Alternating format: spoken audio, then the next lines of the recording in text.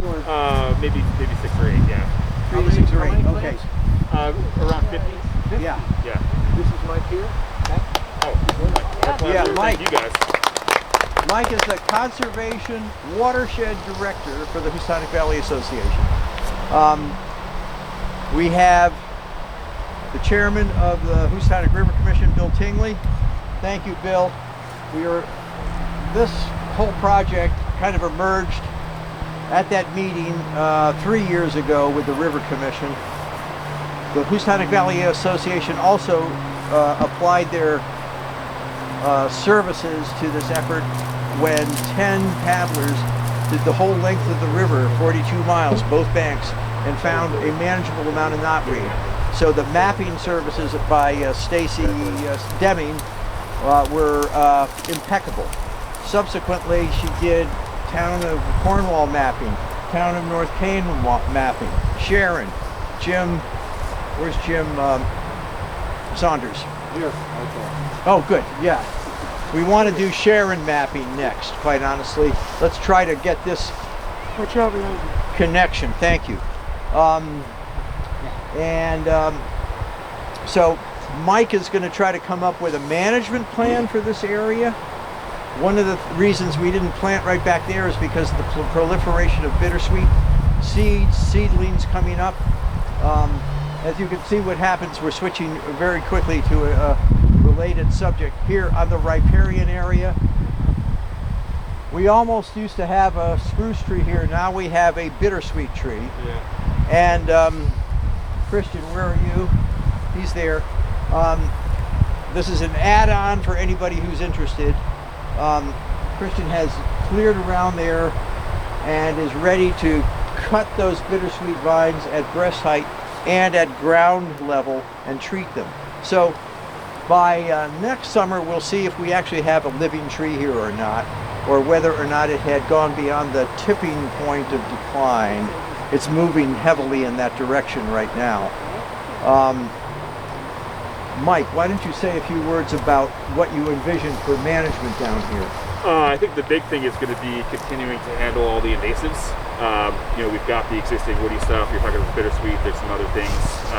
The knotweed is going to be something you gotta, made major progress obviously, and it's almost completely eradicated. But a patch like that, it's going to keep coming back. Yeah, it's going to be a few years of treatment. We're going to want to put more plants in. I think the idea is to, as we get the invasives more and more knocked back, continue to do this in the places that we've opened up. Okay, so therefore, looking downstream, that whole band on the edge of the river now is showing a predominance of bittersweet crawling over other garbage, wild rose and et cetera, so then I guess, what resources can HVA apply to it through your division? We can continue to help with volunteer events like this. Yeah. We can help procure plant material. Oh, the other thing I should mention, so you guys probably noticed we didn't do anything below the top of the bank, but that's a really important place for us to be getting revegetated. We'll come back in the spring, and hopefully you all will come back in the spring, and we'll do live staking with willows and dogwoods, and that's basically, we go out and we cut stakes off of willows and dogwoods, soak them overnight, and then we can go and just stick them in the ground, and they'll grow. It's pretty amazing. So the plant material is free. They go in really fast, and they grow really fast, and they hold the bank together really well. So. And you're going to do that in the wet soils, really close to the edge of the river? Yeah. So everything from the top of the bank down is where we would do live staking. Yeah. For a couple reasons. It's works really well there. It's effective treatment, and then also with the rocks in there, all the stones, obviously very difficult to dig. If we're just driving a stake in, it's much easier. We have great success with that treatment. So there's adequate space revealed at present to do that in early spring. We could be working here next spring. Yeah.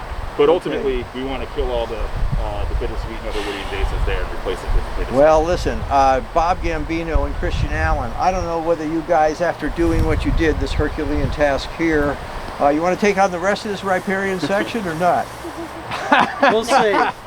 Now we're invested. We got to keep going. Yeah, that's true. I guess the next question is, gosh, What about the Sharon Garden Club or something? Anybody want to sponsor invasive management down here? What do we need to do? Or does it need to be a consortium, or is it all volunteers, or what do you, grants? We could certainly try to find some grant funding for this, yep.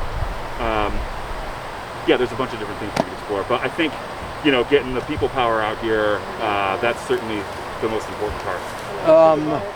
Let me bring up one visual to add to this discussion.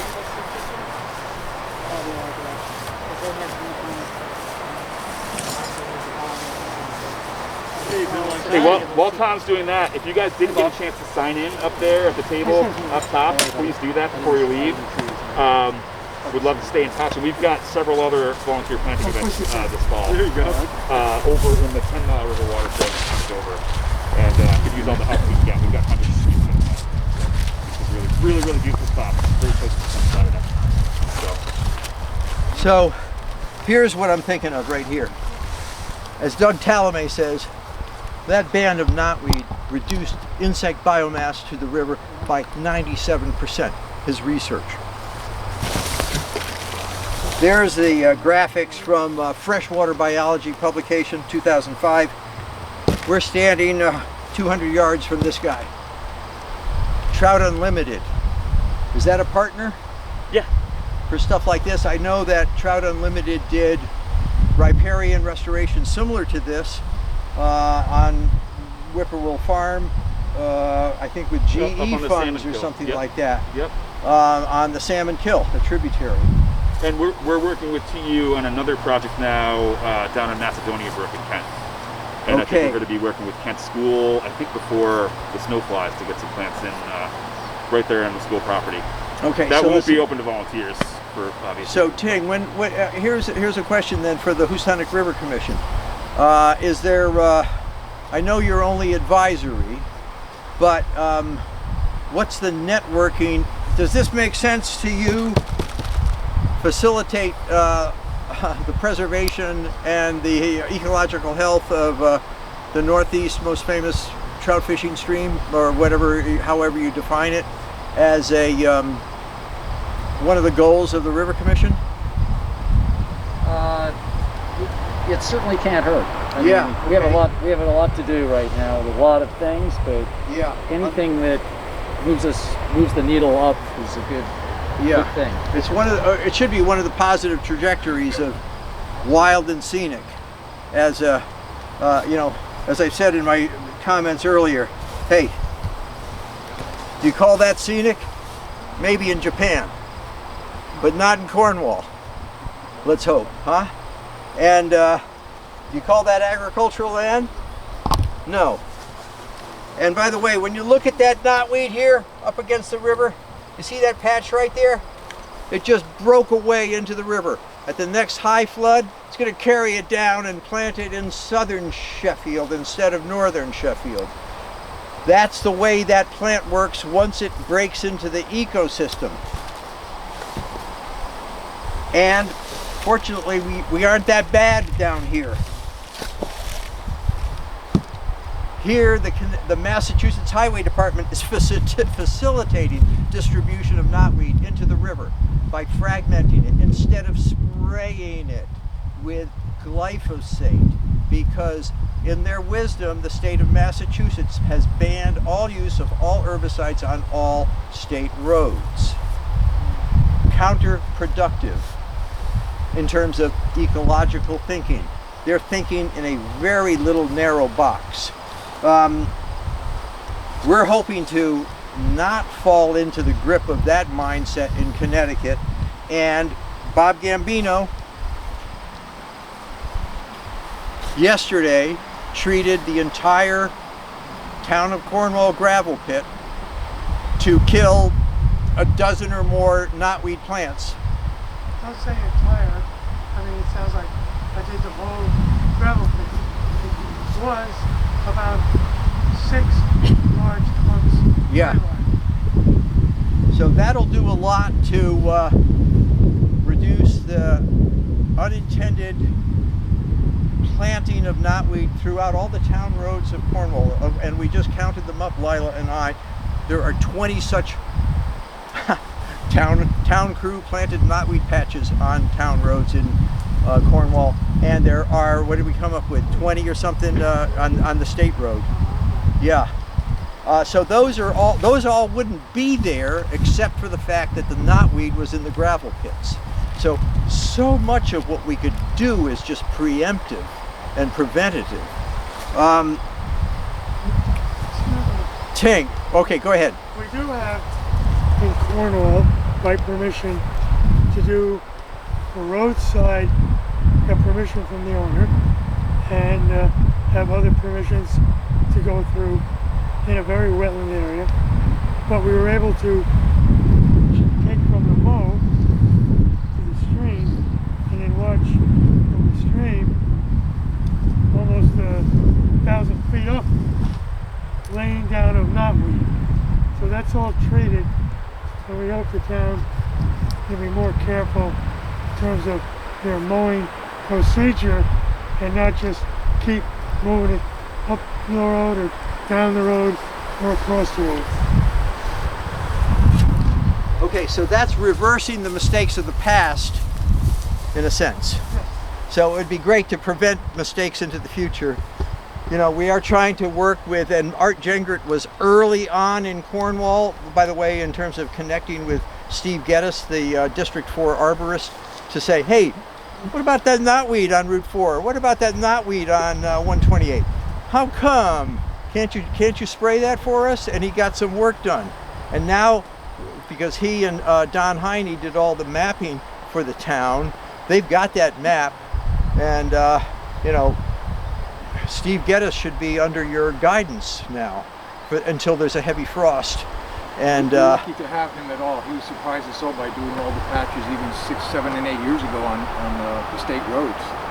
And then I sent him our map, and he said, "Wow, there's a few more I've missed. Let's get to it." Yeah, so that was so helpful. Great. Yeah. Progress. Well, thank you. You know, I would just add, like many of you, when we first discovered this incredible plant that looks like bamboo and is intriguing looking, you wonder what the heck it is. And there's a big patch of it on the rail trail, just about 100 yards south in Millerton Village. And you've seen it all over the Farmington River Valley. You find out what it is, and then we had a small birding group here in town, in Cornwall, and we asked them to identify the knotweed patches during the summer, and that's how we came up with the map, because it seemed doable. There were only 50 or 60 patches in the whole town.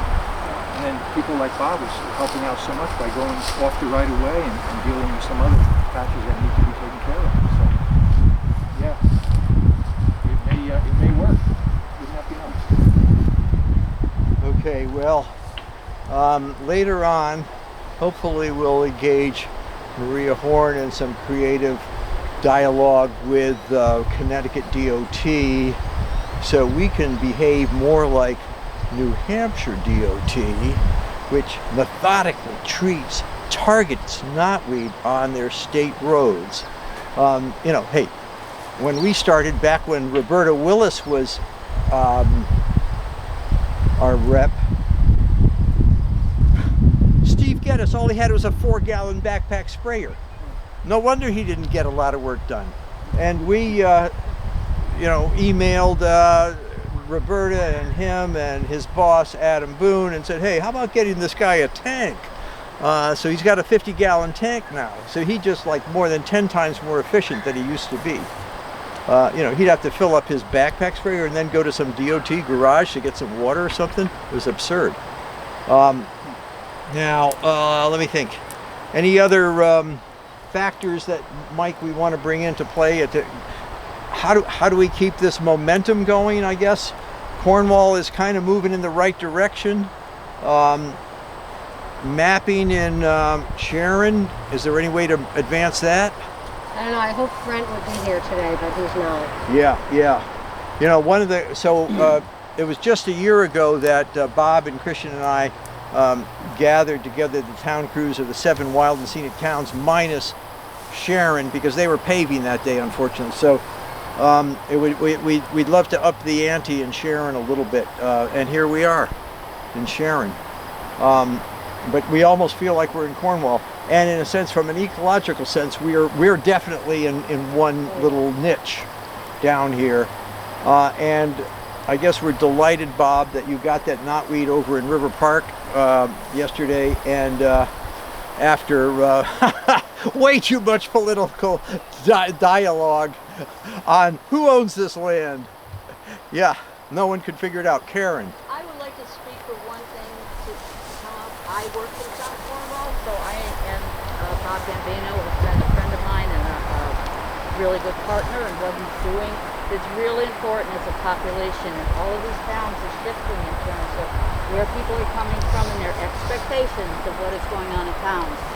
That there be education, whether it's Conservation Commission, certainly with Inland Wetlands Commissions, that there's an understanding of what is being done and the educational piece so that the people in the land use offices are not getting phone calls about those people out in those suits doing all of these things that are going to kill their children or spread some sort of new virus around. But it's really important because you need partners. You need partners in the town. You need partners at the DEEP to educate your up and coming inland wetlands members as there is a transition in just the dynamics of the population. Because right now in land use and all of the things going on between sustainable CT programs and which Cornwall's a sustainable CT town is to have people in your town that are willing to carry your message and make sure that it comes from an educated factor in which we don't have the scare as to what is going on and what is really happening in the park. That's all I will say. That's just a shout out from somebody who has to explain to a lot of people. Yeah. Listen, we're trying to avoid controversy, and I should say it again. And plant milkweed. And say it again. Plant milkweed. And plant milkweed. Okay, sorry. My hearing ain't that good even with masks off. But yeah, we're shall we say specifically in the talk that I'm giving for the Yukon Invasive Symposium, I'm addressing glyphosate. I'm including the comment from former Sharon resident Tony Peel, who was a former director and legal counsel of the WHO, where he rescinds his "glyphosate is killing us all" headline to say, well, I guess I may have overspoken. Let's consider using that in a targeted, sensible, and efficient way to treat invasives. So I'm using that. I'm using Ted Kennedy Jr.'s comments about, hey, glyphosate by itself isn't that bad. It's really the combination with taloamines, the surfactant in Roundup. There are differences there that we have to be smart enough to evaluate. Hey, what's the cost-benefit ratio of what we did here? Hey, had we been here 10 years ago, the cost would have been a 20th of the expense of time and effort. So we need to be aware and think of these things and be visually alert. Let's get that early, as Salisbury did, Carrie Noble and Christian Allen, right in the center of town. Swallowwort distributing around from, a little introduction of 10 or 20 or 30 or 40 years ago. And, and then a festering patch in the center of town that ended up at a dozen locations. Fortunately, you've got that under control. So, go ahead. Are we going to have his demo? Okay, so last thing, if you want to stay here, we got two things we are offering. Christian has his injector, and Todd Mervosh brought his. We up there, flagged in the middle of the meadow, is the one remaining knotweed plant that we saved for this purpose to do stem injection. The interesting distinction is we did foliar spray here because of the number of stems. Stem injection would have been, shall we say, beyond the label restrictions because of the number of stems.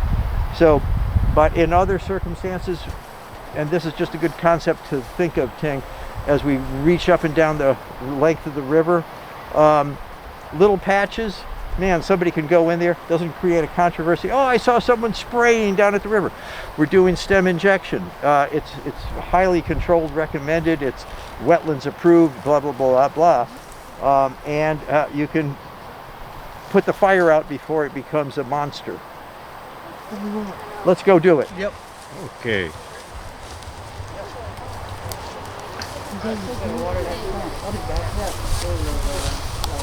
Okay. Hey, Christian. Hey, John, how you doing? Mr. Gambino. I know. Art Finger, nice to meet you. Same here. So much.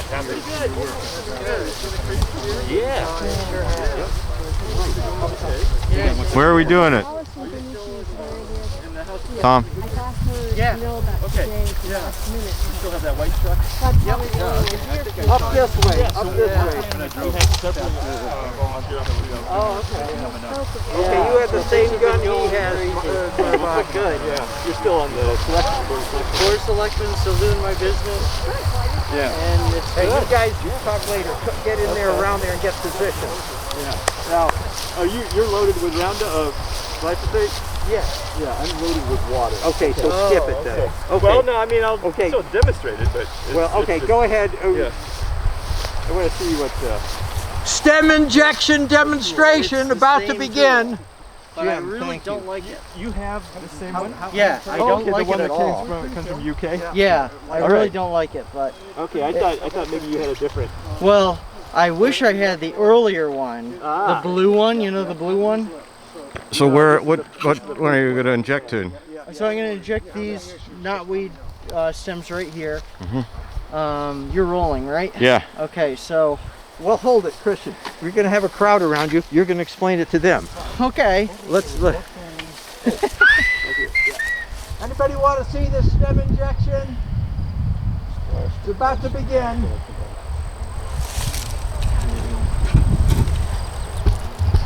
Hey, Mike. Two shovels are mine that are in play out there. They're wooden handled. Yeah, I'll before you pack them into your truck, let me pull mine out in case you grab it. You just put Roundup in there? I use a product called Rodeo, which is same active ingredient, but it's a Okay, so Christian is going to begin his talk now. All right, good. So, as Tom mentioned, this is a knotweed injector. Todd Mervosh over here also has one filled with water. This one is filled with... I should introduce Dr. Todd Mervosh is a weed scientist, formerly with the Connecticut Ag Experimental Station, is one of the primary coordinators and of the Yukon Invasive Plant Symposium, and is one of the presenters as well coming up on Wednesday. Thank you for coming, Todd. You bet. Okay, keep going. And so what this is made up of is there's the vial of glyphosate, and there's a pumping mechanism within the cylinder, and down here there's a calibration tool. So it calibrates up to 5 milliliters. For a knotweed stem, one of these large ones here, you want to use at most 5 milliliters per stem. For one of these smaller stems, 2.5 will do the trick. Yeah, or even 2. Yep. 2 to 5 is the full range. Okay, so right. Shoot up one of those So big ones.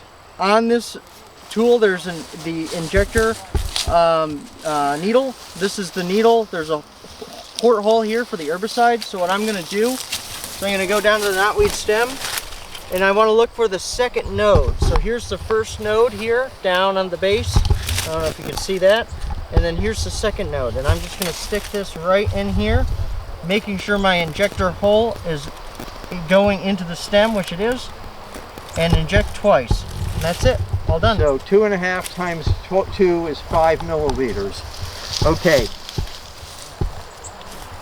And then here we go to the next stem. Is that needle holding in? It is not holding in, Tom. Okay, so then You have your Leatherman, or? I have a... Here.